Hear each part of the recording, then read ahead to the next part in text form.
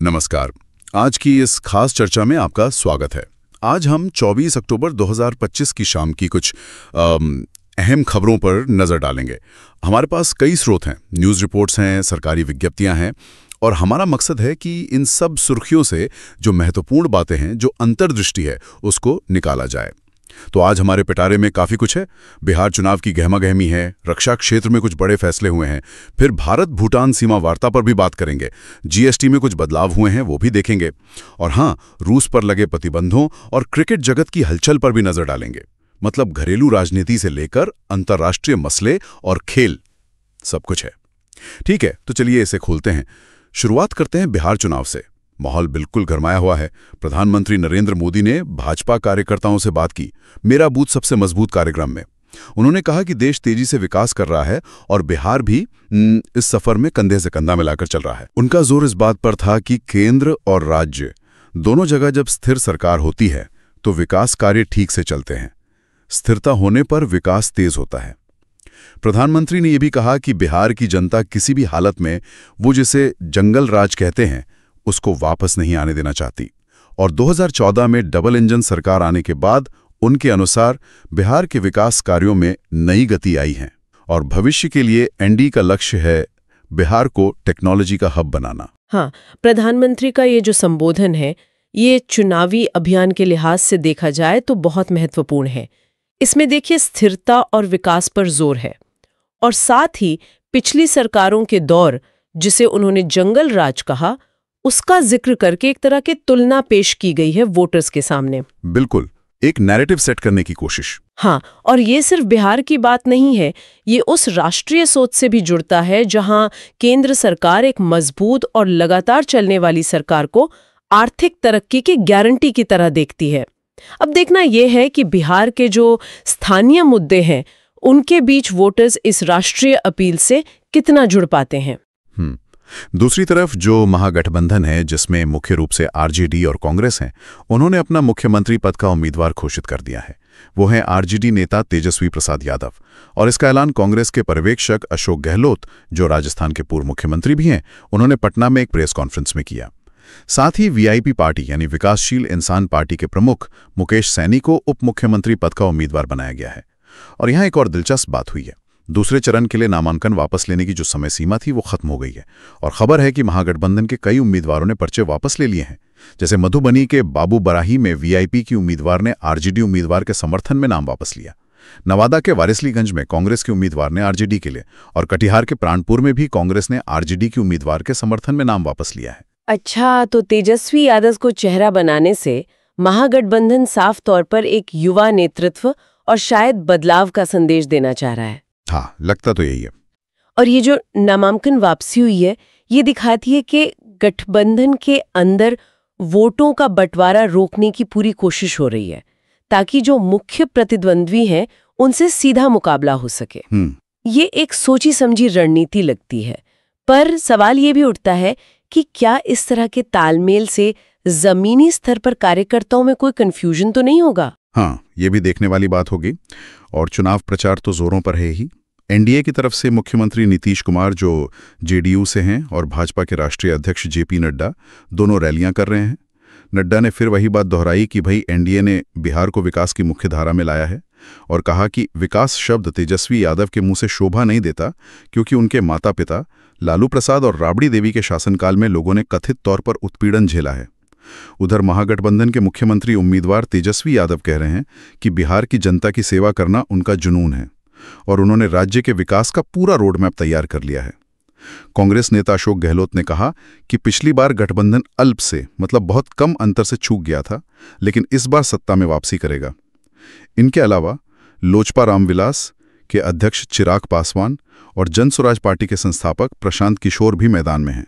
वो भी रैलियां कर रहे हैं।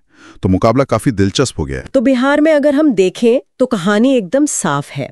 दो अलग अलग नैरेटिव टकरा रहे हैं। एक तरफ एनडीए का विकास, स्थिरता और पिछले शासन की आलोचना वाला नैरेटिव है, तो दूसरी तरफ महागठबंधन का भविष्य के वादे और बदलाव का नारा है। और चिराग पासवान और प्रशांत किशोर जैसे नेताओं की मौजूदगी से वोटों के समीकरण कैसे बनेंगे या बिगड़ेंगे, ये भी देखने वाली बात होगी। ये मुकाबले को आप कह सकती हैं त्रिकोणीय या शायद बहुकोणीय भी बना सकती हैं कुछ सीटों पर। बिल्कुल। तो बिहार में जहां राजनीतिक स्थिरता और विकास पर जोर है, वहीं देश की सीमाओं को मजबूत करने के लिए भी बड़े कदम उठाए जा रहे हैं।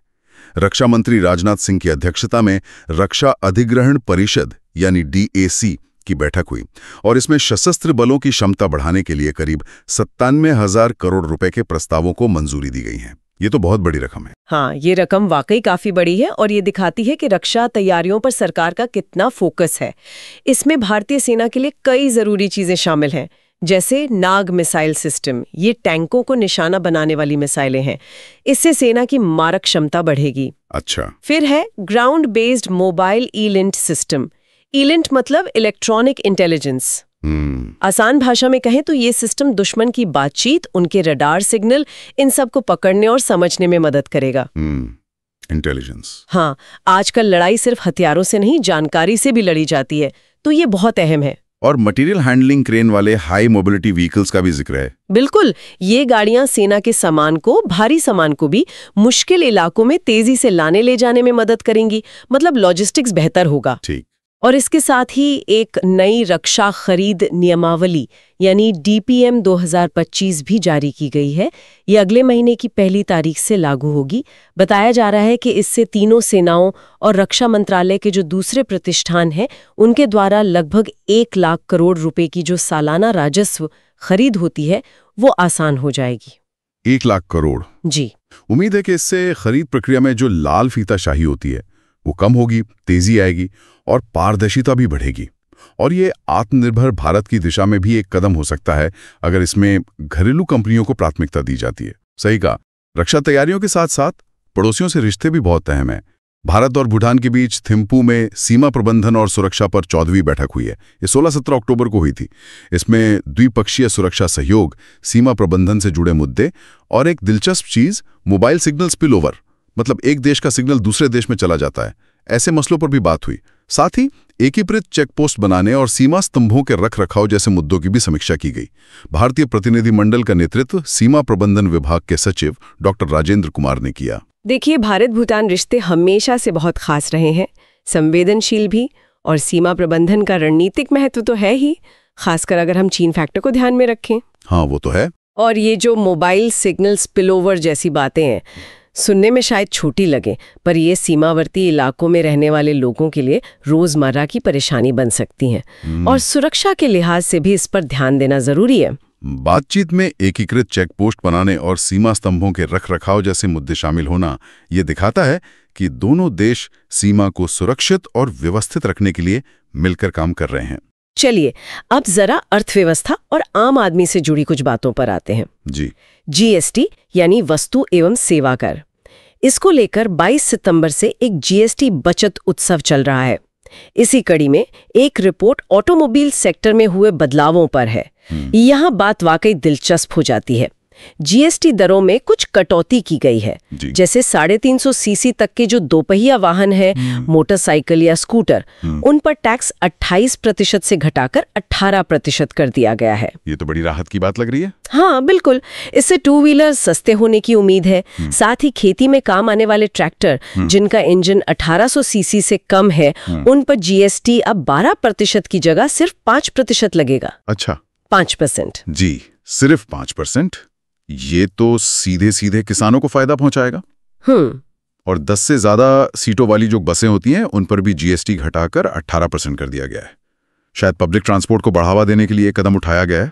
और बताया जा रहा है कि इन बदलावों से टैक्स का बोझ कम होगा, वाहन और उनके पुर्जे सस्ते होंगे, कृषि क्षेत्र को बड़ी राहत मिलेगी, जैसा आपने कहा ट्रैक्टर वाले मामले में, पब्लिक ट्रांसपोर्ट को बढ़ावा मिलेगा, शायद कारें भी आम जनता के लिए थोड़ी और सस्ती हों, और MSME यानी छोटे और मझोले उद्योगों की भागीदारी बढ़ेगी, और कुल मिलाकर आत्मनिर्भर भारत के दृष्टिकोण को भी बल मिलेगा। देखिए, GST दरों में ये जो बदलाव हैं, खासकर 2 व्हीलर्स और ट्रैक्टर पर, ये त्योहारी सीजन से ठीक पहले आए हैं, तो ये एक सोची समझी कोशिश लगती है। हाँ, टाइमिंग तो यही इशारा करती है। समय की राहत होगी, मतलब त्योहारी सीजन तक, या इसे वाकई लंबे समय तक खपत बढ़ेगी, ये देखना होगा। सही है, इसका असर तो वक्त ही बताएगा। अच्छा, अर्थव्यवस्था को गति देने की इन कोशिशों के साथ साथ देश चलाने के दूसरे अहम काम भी चल रहे हैं। उन पे भी एक सरसरी नजर डाल लेते हैं। पहला, चुनाव आयोग ने सभी राज्यों के मुख्य निर्वाचन अधिकारियों यानी सीईओज के साथ एक 2 दिवसीय सम्मेलन किया है। इसमें जो वोटर लिस्ट को अपडेट करने का विशेष गहन पुनरीक्षण अभियान होता है, उसकी तैयारियों को अंतिम रूप दिया गया। मतलब चुनाव प्रक्रिया हमेशा दुरुस्त रहे, इसकी तैयारी चलती रहती है। दूसरा, राष्ट्रपति द्रौपदी मुर्मू केरल में थीं। उन्होंने वहां सेंट थॉमस कॉलेज पाला का प्लेटिनम जुबली समारोह में कहा कि साक्षरता, शिक्षा और ज्ञान की शक्ति ने ही केरल को कई मानव विकास मानकों में अग्रणी बनाया है। उन्होंने तिरुवनंतपुरम में पूर्व राष्ट्रपति KR नारायणन की प्रतिमा का अनावरण भी किया। तो ये शिक्षा और अपने नायकों को याद रखने पर जोर देता है। तीसरा, रेल मंत्री अश्विनी वैष्णव ने त्योहारी सीजन, खासकर छठ पूजा के लिए जो विशेष ट्रेनें चलाई जा रही हैं, उनकी स्थिति की समीक्षा की, वो भी सीधे रेल भवन में बने वॉर रूम से। ये दिखाता है कि त्योहारी भीड़ को संभालने के लिए रेलवे कितना मुस्तैद है। हाँ, ये बहुत जरूरी होता है त्योहारों के समय। और चौथा, कल देश भर में 17वां रोजगार मेला आयोजित होगा। इसमें प्रधानमंत्री मोदी देश भर में 40 जगहों पर 51,000 से ज्यादा उम्मीदवारों को नियुक्ति पत्र वितरित करेंगे वर्चुअली। ये रोजगार देने पर सरकार के फोकस को दिखाता है, ऐसा कहा जा रहा है। ये सभी गतिविधियां दिखाती हैं कि शासन के अलग अलग पहलुओं पर काम चल रहा है, चुनाव प्रक्रिया से लेकर शिक्षा, परिवहन और रोजगार तक। बिल्कुल। अब चलते हैं दुनिया के मंच की तरफ। प्रधानमंत्री मोदी 26 अक्टूबर को आसियान भारत शिखर सम्मेलन में वर्चुअली शामिल होंगे। आसियान यानी association of south east Asian Nations, दक्षिण पूर्व एशियाई देशों का संगठन। ये 22वां आसियान भारत शिखर सम्मेलन होगा। इस बार आसियान की अध्यक्षता मलेशिया के पास है और वहां के प्रधानमंत्री अनवर इब्राहिम के निमंत्रण पर ही पीएम मोदी इसमें शिरकत कर रहे हैं। पीएम मोदी ने मलेशियाई समकक्ष को बधाई भी दी और आसियान भारत व्यापक रणनीतिक साझेदारी को और गहरा करने की प्रतिबद्धता भी दोहराई। इस पूरे क्षेत्र की आर्थिक और सामरिक अहमियत को देखते हुए भारत के लिए ये साझेदारी बहुत जरूरी है। मलेशिया इस साल अध्यक्ष है, तो उसकी भूमिका खास रहेगी और भारत का इस मंच पर लगातार सक्रिय रहना ये दिखाता है कि वो इन रिश्तों को कितनी अहमियत देता है। सही। दूसरी तरफ रूस और अमेरिका के बीच तनाव की खबर है, वो कम होने का नाम नहीं ले रहा है। अमेरिका ने रूस के तेल उद्योग पर कुछ नए प्रतिबंध लगाए हैं और रूस ने इस पर कड़ी प्रतिक्रिया दी है। उसका कहना है कि ये प्रतिबंध उल्टा असर डालेंगे और इनसे यूक्रेन युद्ध को खत्म करने की जो कूटनीतिक कोशिशें हैं उनको नुकसान पहुंच सकता है। हाँ, रूसी विदेश मंत्रालय की प्रवक्ता मारिया ज़ाखरोवा का बयान आया है। उन्होंने कहा कि रूस ने अब प्रतिबंधों के प्रति एक तरह की मजबूत प्रतिरोधक क्षमता विकसित कर ली है, मतलब आदत हो गई है। और ऐसी कार्रवाइयां मॉस्को से ज्यादा वैश्विक अर्थव्यवस्था को नुकसान पहुंचाएंगी। उन्होंने ये भी जोड़ा कि मॉस्को यूक्रेन मुद्दे के समाधान के लिए अमेरिका के साथ संपर्क जारी रखने को तैयार है, लेकिन इस तरह के दंडात्मक उपाय रूस को उसके राष्ट्रीय हितों पर समझौता करने के लिए मजबूर नहीं कर पाएंगे। और इसी बीच यूरोपीय संघ ने भी रूस के खिलाफ अपना नया प्रतिबंध पैकेज घोषित कर दिया है। मतलब दबाव चौतरफा बनाने की कोशिश जारी है। ये स्थिति कई सवाल खड़े करती है ना। हाँ। इन प्रतिबंधों का भू-राजनीतिक असर क्या होगा? रूस का रुख तो साफ है कि वो दबाव में नहीं झुकेगा और वो मानता है कि ये प्रतिबंध दुनिया के लिए ठीक नहीं है। लेकिन क्या ये वाकई रूस की नीतियों को बदल पाएंगे या सिर्फ तनाव और बढ़ेगा? इनका वास्तविक आर्थिक प्रभाव क्या होगा, ये कहना अभी मुश्किल है। दिलचस्प बात यह है कि रूस एक तरफ इतना कड़ा रुख दिखा रहा है, वहीं अमेरिका से बातचीत जारी रखने की बात भी कह रहा है। ये शायद कूटनीति के दरवाजे पूरी तरह बंद न करने का एक इशारा है। हो सकता है। चलिए अब आखिर में खेल के मैदान का रुख करते हैं। क्रिकेट की दुनिया से खबरें हैं। आईसीसी महिला वनडे विश्व कप चल रहा है नवी मुंबई में। भारत और न्यूजीलैंड के बीच मैच था जिसमें बारिश ने कुछ खलल डाला। भारत ने पहले बल्लेबाजी करते हुए 49 ओवर में 3 विकेट पर 340 रन का विशाल स्कोर खड़ा किया। अरे वाह, 340। हाँ, और इसमें प्रतिभा रावल ने शानदार 122 रन बनाए और स्मृति मंधाना ने 109 रन। दोनों ने मिलकर 212 रन की ओपनिंग साझेदारी की। ये महिला विश्व कप के इतिहास में भारत के लिए रिकॉर्ड ओपनिंग साझेदारी है। क्या बात है, जबरदस्त प्रदर्शन। बिल्कुल।